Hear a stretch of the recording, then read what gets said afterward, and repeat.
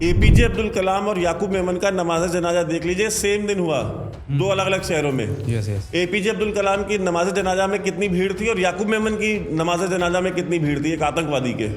इसके ऊपर ये जो आरफा खानम शेरवानी है और इनके जो चट्टे बट्टे ये सारे बोलेंगे कि जो बच्चों को जिंदा जला के मारा गया, वो तस्वीरें लगाइए स्क्रीन पे और दिखाइए लोगों को, इसके ऊपर बात नहीं करेंगे। जानवर से भी घटिया और बदतर लोग हैं ये, और आप भी उतने ही घटिया क्योंकि आप इनके साथ खड़े हैं। क्या इन लोगों ने कभी कश्मीरी हिंदुओं के लिए मार्च निकाला है? इनका जस्टिफिकेशन ये होता है कि हम ह्यूमैनिटी के लिए निकाल रहे हैं, हम मुसलमानों के लिए नहीं निकाल रहे हैं। तो आपकी ह्यूमैनिटी तब क्या तेल लेने चली गई थी जब 7 लाख हिंदुओं को मार के निकाल दिया गया कश्मीर वैली से? इनको लगता है जैसे ये नमक हराम है, उसी तरीके से बाकी सारा देश भी नमक हराम हो जाए। आप औरंगजेब के साथ खड़े होंगे, जब औरंगजेब रोड का नाम एपीजे अब्दुल कलाम रोड किया जाएगा तो आप उसका विरोध करेंगे कि नहीं अब्दुल कलाम पे नहीं, औरंगजेब के नाम पे रोड होनी चाहिए। उसके बाद आप हमसे पूछेंगे कि हम आपकी देशभक्ति पे शक क्यों करते हैं। सोचिए ना इस चीज को कि जब आज इतना पर्दा डाल रहे हैं तो सोचिए हमारे जो इतिहास इन्होंने लिखे हैं 70 साल में बैठ करके, ये कांग्रेसियों ने, ये दरबारी इतिहासकारों ने और दरबारी जजों ने और दरबारी पत्रकारों ने जो नैरेटिव चलाया है इस देश में, उन्होंने आपके इतिहास के साथ किया क्या होगा? ये हर उस व्यक्ति का विरोध करते हैं, हर उस राष्ट्र का, हर उस समाज का, हर उन लोगों का विरोध करते हैं जो भारत के साथ खड़े होने वाले लोग हैं, भारत की मुश्किल में उसकी मदद करने वाले लोग हैं। अमर जवान ज्योति को तोड़ दिया जाता है, लात से मार के तोड़ दिया जाता है, दंगे किए जाते हैं, लोगों को मारा जाता है। जय हिंद दोस्तों, आप देख रहे हैं डीओ न्यूज़। अगर वीडियो पसंद आए तो वीडियो को लाइक कीजिए, चैनल को सब्सक्राइब कीजिए और बेल आइकन दबाना बिल्कुल मत भूलिएगा। और अगर हमें सपोर्ट करना चाहते हैं तो details pin comment description box और स्क्रीन पे भी फ्लैश करेंगे। धन्यवाद। नमस्कार, मैं संदीप कुमार, आप देख रहे हैं हमारा यूट्यूब चैनल डीओ न्यूज़। वैभव, बड़े कमेंट आ रहे हैं आपके त्रिपुंड वाले टीके पे। लोग कह रहे हैं जापान का झंडा माथे पे लगा के टहल रहे हैं। अच्छा तो हमने कहा हम टीका तो कम से कम लगा ही लें आज सॉलिडारिटी में सॉलिडेरिटी में कम से कम। चलिए ठीक है, कोई बात नहीं, हर किसी का अपना ओपिनियन है। जो उसको झंडा कहना चाहे झंडा कह ले, जिसको जो कहना चाहे वो कह ले, उससे हमें कोई फर्क नहीं पड़ता है। और कलावा हो, चंदन हो, त्रिपुंड हो, विभूति हो, आप जो भी लगाते हैं बेसिकली वो आपका और आपके ईश्वर के बीच का जो संबंध है उस संबंध का प्रतीक होता है। और ऐसा नहीं है कि वो कोई आपकी आइडेंटिटी फ्लॉन्ट करने के लिए होता है। लोग हाथ में कलावा क्यों बांधते हैं? हाथ में कलावा बांधने से क्या होता है? इट्स जस्ट दैट कि वो रिफ्लेक्ट करता है कि आपका और आपके आराध्य के बीच का जो संबंध है, जो रिश्ता है, वो उसको दिखाने के लिए, उसको दर्शाने के लिए होता है। वो हम लगाते हैं। अगर किसी को नहीं अच्छा लगता तो ना लगे। कमेंट्स में बहुत सारे कमेंट नीचे आ रहे थे कि माथे पे जापान का झंडा लगा लिया है क्या आपने? इग्नोर कर दीजिए, छोड़ दीजिए।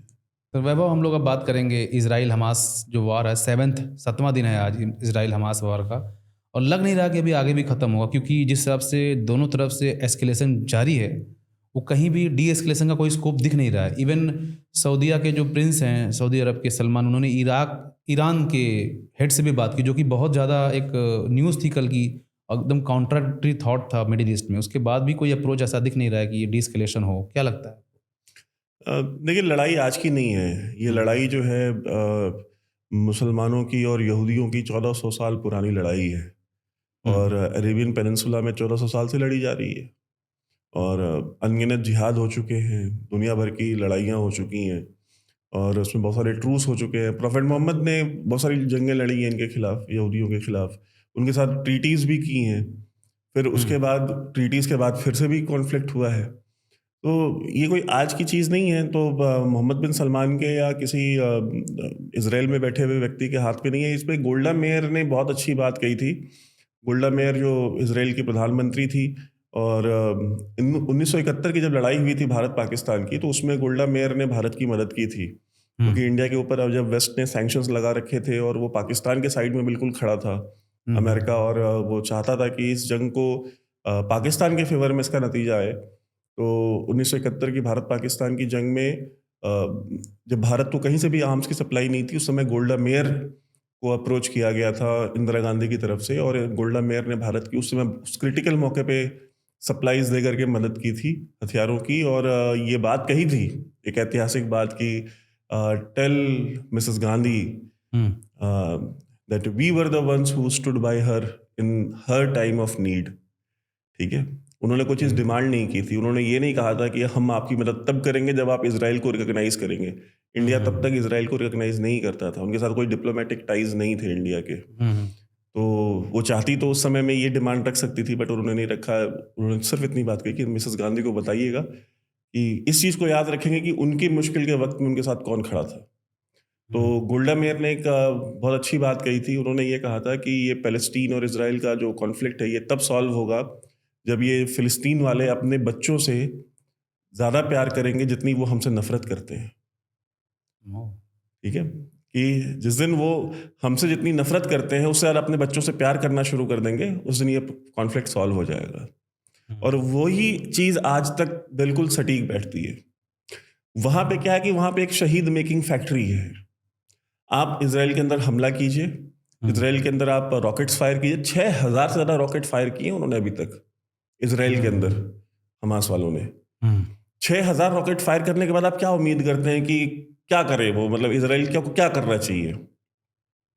ये कहना चाहिए कि भाई साहब 6,000 कुछ कम है, हमको दिवाली देखने का बड़ा शौक था, आप 6,000 और फायर करो। ये तो नहीं कहेंगे भाई, वो रिटेलिएट करेंगे। जब वो रिटेलिएट करते हैं तो क्या होता है, फटाक से एक शहीद तैयार होता है, दर्जनों शहीद तैयार हो जाते हैं। फिर उनकी बॉडीज को घुमाया जाता है, उनके वीडियोस बनाए जाते हैं, उनको एक पूरी फिल्म शूट की जाती है और वो एक पूरा एक नैरेटिव एक मुस्लिम वर्ल्ड में खड़ा किया जाता है। दुनिया भर में चंदे लिए जाते हैं, अमेरिका में, यूके में, जर्मनी में, फ्रांस में चंदे बॉक्सेस रख दिए गए हैं मस्जिदों में, चंदे आने शुरू हो गए हैं। हमने सब अपने पिछली वीडियो में कहा था कि आप देखिएगा बहुत जल्दी इंडिया में भी शुरू हो जाएंगे। इंडिया में भी शुरू हो गया है चंदा लेना फिलिस्तीनी भाइयों की मदद के लिए। तो ये साइकिल चलती रहेगी क्योंकि वो एक इंडस्ट्री है फिलिस्तीन। हमास उस इंडस्ट्री का सबसे बड़ा बेनिफिशियरी है, वो उसको नहीं बंद होने देगा।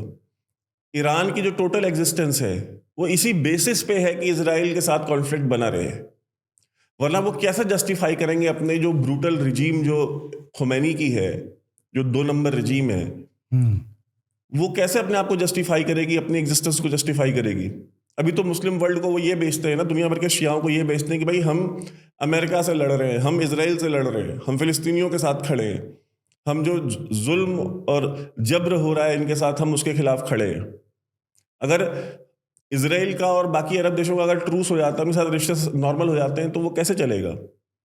तो आपने देखा ना कि ये किस तरह से इन्होंने एक पूरा नैरेटिव शुरू किया कि अरे नहीं बच्चे तो जलाए ही नहीं गए जी, बच्चे नहीं, कोई किसी बच्चे को नहीं जलाया गया हो। और हमास ने तो किसी बच्चे को नहीं मारा। आई है ना फोटोज, हमने व्यूअर्स को दिखाते हैं आज, देखें उन वीडियोस को, इन फोटोग्राफ्स को, दिल दहल जाता है देख करके।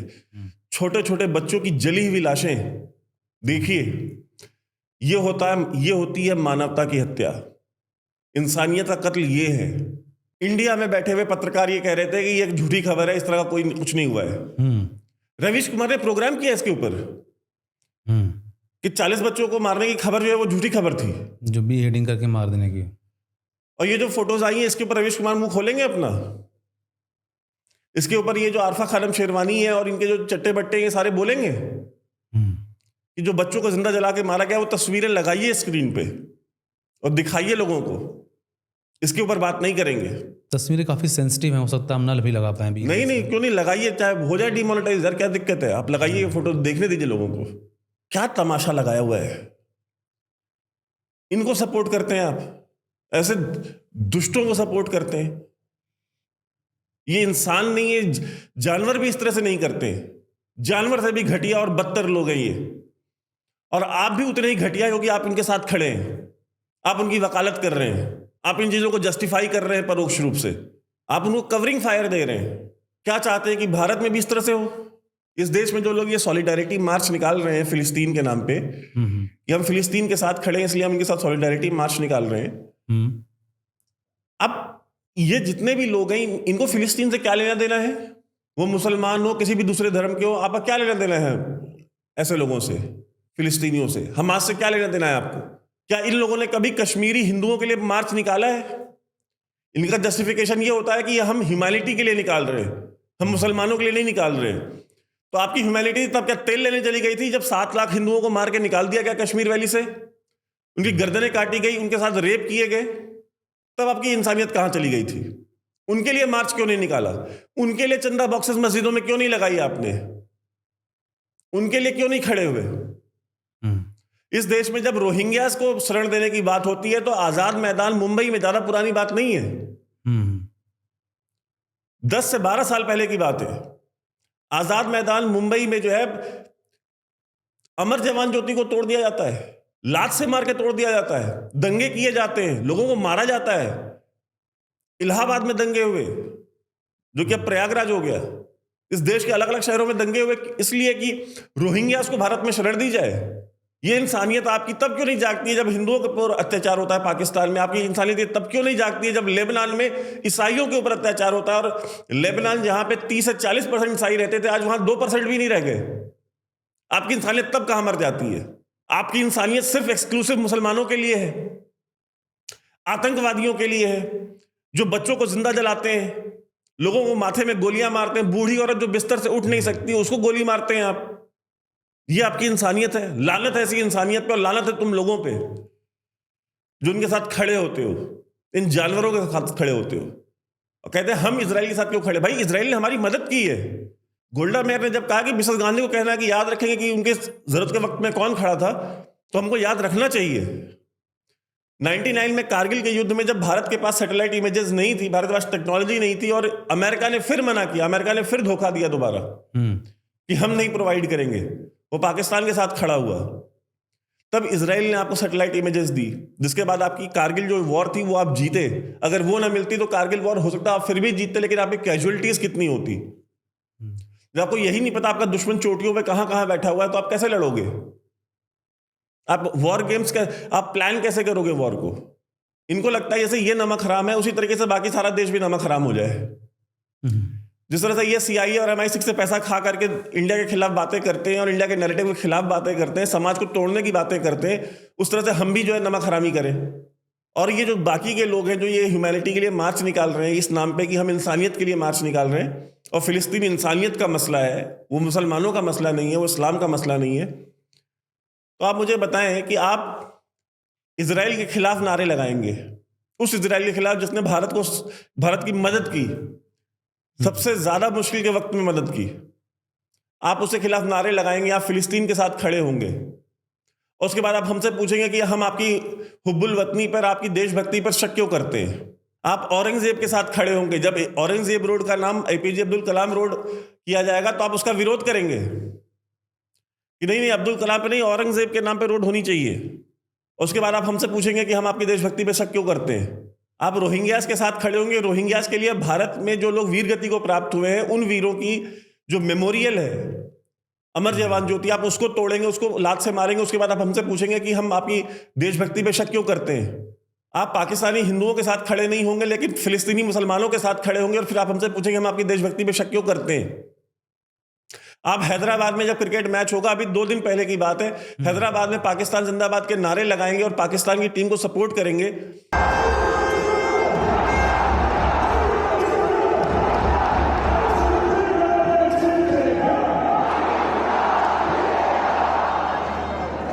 और बिछ जाएंगे जाकर के वहां पे, इतना ज्यादा बिछ जाएंगे और इतना ज्यादा सपोर्ट करेंगे कि मोहम्मद रिजवान को भी ये कहना पड़ता है नहीं, ये क्रिकेट को सपोर्ट किया गया है, श्रीलंका को भी सपोर्ट किया जा रहा था। वो अनकंफर्टेबल हो गया था। उसने भी ये नहीं सोचा था कि यार इतना ओवरवेलमिंग सपोर्ट पाकिस्तान को यहाँ हैदराबाद में मिलेगा। रिजवान सर अस्सलाम वालेकुम। भाई अस्सलाम वालेकुम। शादाब सर अस्सलाम वालेकुम। अस्सलाम वालेकुम। We love the Pakistan, love you sir, love you. अस्सलाम वालेकुम सर।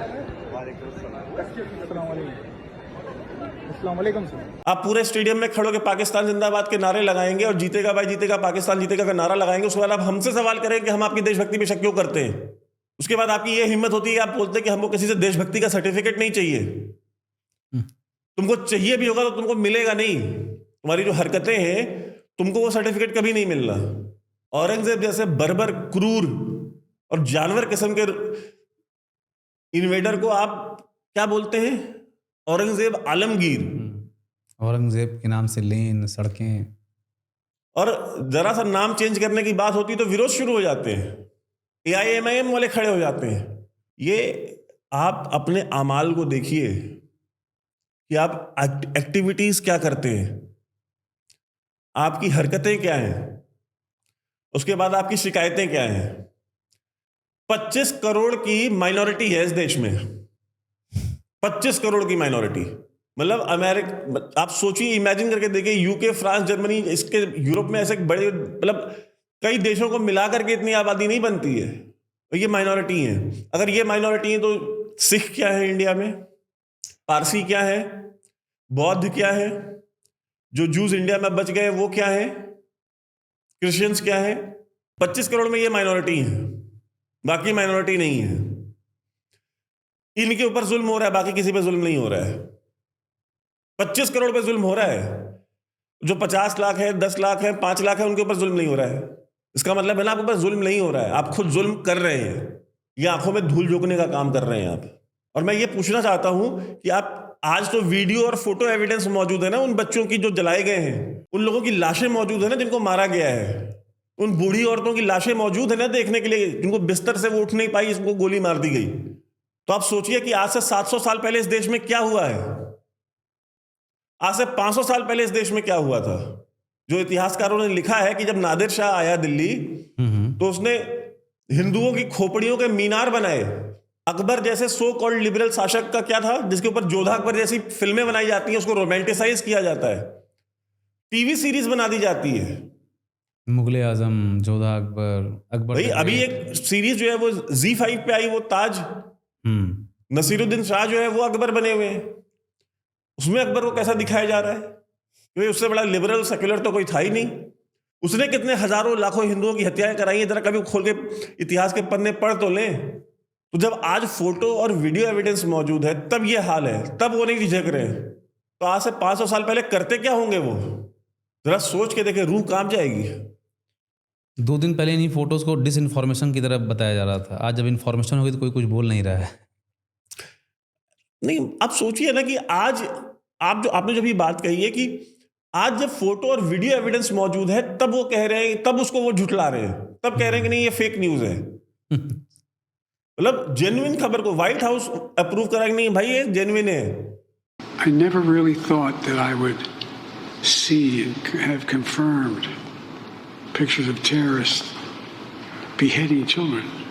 इजरायली गवर्नमेंट ट्वीट कर रही है, जेरूसलम पोस्ट वहां का लोकल अखबार है, वो वेरीफाई कर रहा है कि भाई हमने फैक्ट चेक किया है। जुबैर का फैक्ट चेक है, जेरूसलम पोस्ट का फैक्ट चेक नहीं है। क्यों? क्योंकि जुबैर मुसलमान है और वो यहूदी हैं, जेरूसलम पोस्ट वाले। इवन एक जर्नलिस्ट ने ग्राउंड रिपोर्टिंग की, उसने रिपोर्ट में बताया कि बच्चों के behaviours, these different houses, these different communities, babies, their heads cut off. That's what they said. सोचिए ना इस चीज को, कि जब आज इतना पर्दा डाल रहे हैं, तो सोचिए हमारे जो इतिहास इन्होंने लिखे हैं 70 साल में बैठ करके, ये कांग्रेसियों ने और ये दरबारी इतिहासकारों ने और दरबारी जजों ने और दरबारी पत्रकारों ने जो नैरेटिव चलाया है इस देश में, उन्होंने आपके इतिहास के साथ किया क्या होगा। जब आज के दौर में सब कुछ टेक्नोलॉजी है, सब कुछ एविडेंस मौजूद है, आज की घटना है, उसको जब डिसइंफॉर्मेशन बता रहे हैं, तो सोचिए जो 500 साल पुराना इतिहास है उसके साथ क्या किया है इन्होंने पिछले 70 साल में। ये मूर्तियां जो है ये तालाबों में से और जमीन के नीचे से कैसे निकलती हैं, क्यों निकलती हैं, सोचा है कभी किसी ने? जो भगवान के जो विग्रह है अलग अलग, ये जमीनों के नीचे से और तालाबों में से क्यों निकलते हैं? क्योंकि आपके पूर्वजों ने उनको बचाने के लिए उनको गाड़ दिया था, तालाब में डाल दिया था, इसलिए आप खुदाई करते हैं तो वहां से चीजें निकलती हैं।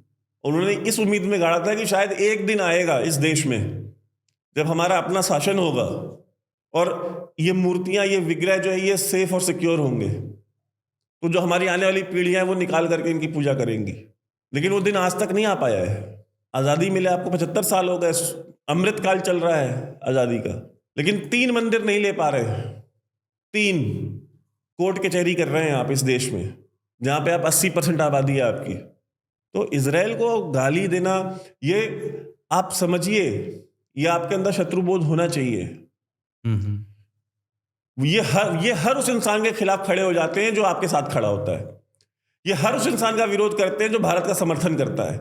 ये हर उस व्यक्ति का विरोध करते हैं, हर उस राष्ट्र का, हर उस समाज का, हर उन लोगों का विरोध करते हैं जो भारत के साथ खड़े होने वाले लोग हैं, भारत की मुश्किल में उसकी मदद करने वाले लोग हैं। ये संयोग नहीं है। रोहिंग्या इस देश के लिए एक नेशनल सिक्योरिटी चैलेंज है। रोहिंग्यास के अंदर आईएसआई का कितना पेनिट्रेशन है, इसके ऊपर हम डिफेंसिव ऑफेंसिव प्रोग्राम्स कर चुके हैं, आज नहीं, आज से 4 साल पहले कर चुके हैं। अराकान लिबरेशन आर्मी जो रोहिंग्यास की जो एक टेररिस्ट ऑर्गेनाइजेशन है, उसका जो लीडर है जुनूनी, वो कराची में पैदा हुआ, कराची में पला बढ़ा आदमी है।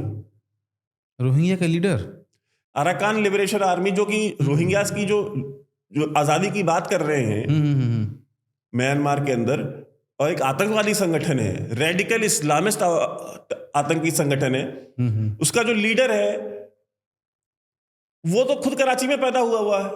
कराची आईएसआई की ट्रेनिंग है, आईएसआई ने आर्म्स दिए। अराकान लिबरेशन आर्मी के पास हथियार आए कहां से हैं? किसी ने तो प्रोवाइड किए ना। किसने प्रोवाइड किए हैं? इन्हीं आईएसआई वालों ने प्रोवाइड किए। तो उन रोहिंग्यास के लिए अब हमारे यहाँ के जो वीर हैं उनकी अमर जवान ज्योति को मार के तोड़ रहे हैं, बताइए।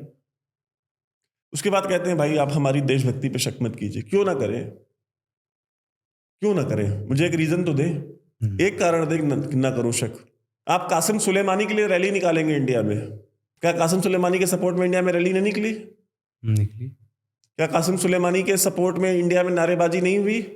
क्या उसके बैनर पोस्टर इंडिया में कासिम सुलेमानी के नहीं लगे? तुम्हारा क्या लेना देना है कासिम सुलेमानी से? वो एक ईरान की फौज का जनरल था और इराक में मारा गया और अमेरिका ने मारा। न तुम्हारा इराक से कोई लेना देना, ना तुम्हारा ईरान से कोई लेना देना, ना तुम्हारा उस कॉन्फ्लिक्ट से कोई लेना देना। तुम क्यों उसके बैनर और पोस्टर? क्योंकि तुम्हारी लॉयल्टी कासिम सुलेमानी के साथ है ना। तुम बात खुमैनी की सुनते हो, भारत की सरकार की तो सुनते नहीं। तुम्हारा लीडर खुमैनी है, तुम्हारा लीडर नरेंद्र मोदी नहीं है, और ना ही तुम्हारा लीडर मनमोहन सिंह था। तुम्हारा लीडर खुमैनी था, खुमैनी है और खुमैनी ही रहेगा। इंडियन शिया कम्युनिटी खुमैनी को अपना लीडर मानती है। भाई क्यों नहीं मानेंगे भाई? उनका स्पिरिचुअल लीडर है वो। या खड़े होकर के कंडेम कर दें, ये जो शिया धर्मगुरु हैं इस देश के बड़े बड़े, वो कह दें कि हम खुमैनी को अपना लीडर नहीं मानते। मैं अपनी बात वापस ले लूंगा। मर जाएंगे नहीं ये स्टेटमेंट देंगे, वो लिख के देने को तैयार हूं। कोरे कागज पे लिखवा लीजिए मुझसे, लाइए स्टैम्प पेपर पे लिख के दे देता हूं। लेकिन मोहम्मद बिन सलमान का क्या इंटरेस्ट था कि उन्होंने ईरान के हेड को फ़ोन किया कि सिचुएशन नॉर्मलाइज की जाए? तो क्या मतलब ईरान का डायरेक्ट इन्वॉल्वमेंट लगभग कंफर्म है, मतलब कंफर्म ही है एक हिसाब से। तो उसमें मोहम्मद बिन सलमान ने जब बात किया, क्या ईरान वापस हमास को जो हथियार दे रहा है बंद कर देगा देना? देखिए, ईरान की जो डीप स्टेट है वो कभी भी हमास को अबैंडन नहीं करेगी, चाहे जो हो जाए। हमास के ऊपर उनकी बहुत इन्वेस्टमेंट है। वो तो सऊदी रूल को तो ईरान वाले मानते ही नहीं है। वो नॉर्मलाइजेशन ठीक है चाइना के कहने पे कर लिया है, बट क्या ईरान को सऊदी अरेबिया ऑर्गेनाइज थोड़ी करते हैं। वो तो मानते हैं कि भाई ये सऊद फैमिली ने कब्जा कर रखा है, तो वो उनको भी वही मानते हैं। ईरान वाले खुद सऊदी अरेबिया की जो गवर्नमेंट है उसको, जो रॉयल फैमिली है उसको कब्जा माफिया मानते हैं कि ये कब्जा करके बैठे हुए हैं। उनके हिसाब से जो राइटफुल ओनर है सऊदी अरेबिया का वो ईरानी है। हिजाज के ऊपर जो रूल होना चाहिए वो ईरान का होना चाहिए। मक्का और मदीना जो 2 होली साइट्स हैं वो ईरान के पास होनी चाहिए। उसका मालिकाना हक उनके पास होना चाहिए, उसका कंट्रोल उनके पास होना चाहिए। तो सऊदी अरेबिया के कहने से वो ये काम नहीं करेंगे कि हमास को अबैंडन कर दें। और जो इतने सालों में जो उनकी ट्रेनिंग करी है, उनको इतना पैसा लगाया है, उनको हथियार सप्लाई किए हैं, वो सब छोड़ देंगे एक MBS के फ़ोन कॉल पे। अभी 2 साल पहले वो आरामको, जो कि सबसे बड़ा ऑयल प्रोड्यूसिंग कंपनी है सऊदी अरेबिया की और Saudi state owned oil company है, आरामको की जो रिफाइनरीज है उनके ऊपर वो खुद रॉकेट से हमले करवा रहे थे, हुथीस को इस्तेमाल करके। यमन में हुथीस को इस्तेमाल करके वो खुद हमले करा रहे थे, रॉकेट लॉन्च करा रहे थे आरामको की साइट्स पे। तो ये जो लड़ाई ईरान वाले आज इजराइल के खिलाफ लड़ रहे हैं हमास को यूज करके, यही लड़ाई ये 2 साल पहले सऊदी अरेबिया के खिलाफ लड़ रहे थे हुथीस को इस्तेमाल करके। इसका मतलब जो मोहम्मद बिन सलमान है, is a liberal leader of middle east? इसमें कोई दो राय नहीं है, इसमें कोई दो राय नहीं है। उसका कारण ये है कि मोहम्मद बिन सलमान अमेरिका और यूरोप में नहीं पढ़े। मोहम्मद बिन सलमान एक लौता प्रिंस है पूरी सऊदी रॉयल फैमिली में जिसकी एक दिन की एजुकेशन भी यूरोप या नॉर्थ अमेरिका में नहीं है। वो थ्रू आउट बचपन से लेकर के ग्रेजुएशन तक वो उसकी सारी पढ़ाई सऊदी अरेबिया के अंदर हुई है। अगर वो अमेरिकन या यूरोपियन या कैनेडियन यूनिवर्सिटी में पढ़ा होता तो वो खुद भी उतना ही कट्टरपंथी होता जितना कट्टरपंथी हमास वाले हैं। ये हकीकत बता रहा हूं मैं। तो जब उनकी एजुकेशन वहाँ पे हुई नहीं है नॉर्थ अमेरिका में और यूरोप में, आप आज भी देख लीजिए ना कि जो इंडियन स्टूडेंट्स ने साइन किया है, इंडियन स्टूडेंट्स वहाँ पे हार्वर्ड में बैठ करके और अमेरिकन यूनिवर्सिटीज में बैठ करके वो लेटर साइन करके दे रहे हैं कि हम फिलिस्तीन के साथ खड़े हैं, इजराइल को कंडेम कर रहे हैं। तो ये अमेरिकन और वेस्टर्न एजुकेशन सिस्टम ये है। तो यूएई के जो फॉरेन मिनिस्टर ने कहा था ना कि आज जो आपको दिख रहा है ना कि दुनिया में इतने आतंकवादी मिडिल ईस्ट से आ रहे हैं और दुनिया के अलग अलग देशों से आ रहे हैं, जो अमेरिकन एजुकेशन सिस्टम है और जो वेस्टर्न एजुकेशन सिस्टम है, ये अगर इसी तरीके से चलता रहा तो आप देखेंगे आने वाले 5 साल में 10 साल में दुनिया के सबसे डेडली, सबसे रेडिकल आतंकवादी अमेरिकन और वेस्टर्न यूनिवर्सिटीज से निकलेंगे। क्योंकि आप ऐसे लोगों को वहां पे आपने ऐसा समाज बना रहे हैं, आप उनको ऐसा करिकुलम पढ़ा रहे हैं, आप उनको इतनी आज़ादी दे रहे हैं, आप हर एक रेडिकल थॉट को, हर एक आतंकवादी को आप अपने यहाँ जगह दे रहे हैं, और इसका नतीजा यही आएगा कि सबसे ज़्यादा आतंकवादी इस्लामिक जिहाद जो करने वाले हैं वो आपके यहाँ से आएंगे, वेस्ट से आएंगे, मिडिल ईस्ट से नहीं आएंगे। वो हकीकत है, उसमें कोई दो राय नहीं है।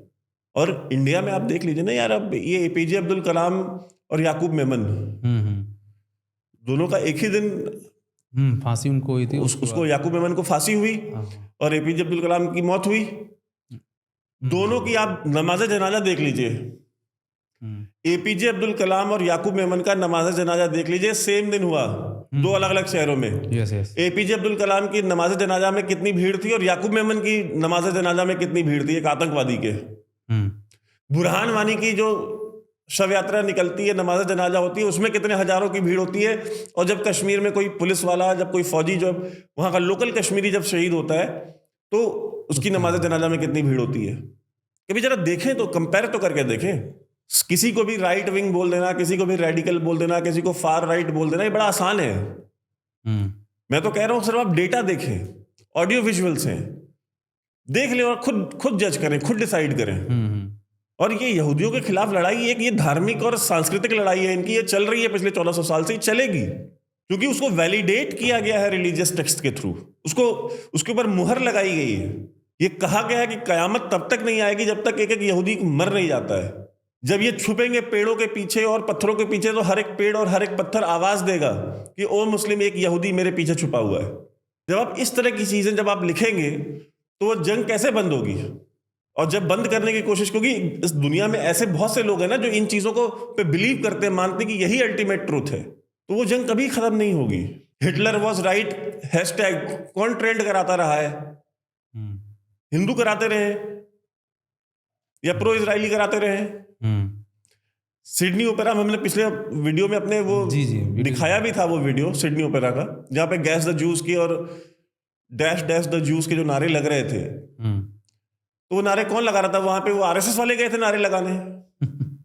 वो प्रो इजराइल रैली थी वो।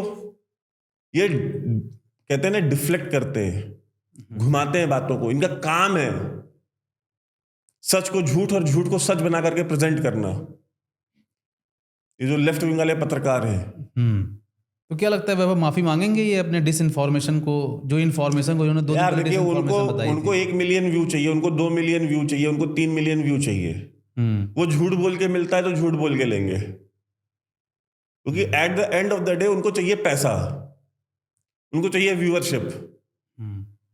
तो इस देश में हैं ऐसे लोग जो उनको 2.5-3 मिलियन व्यूज देते हैं उनके वीडियोस पे। वो झूठ सुनने के लिए ही देते हैं, क्योंकि वो झूठ जब बोलते हैं तो बड़ी कन्विक्शन से बोलते हैं, बड़े समर्पण के साथ झूठ बोलते हैं।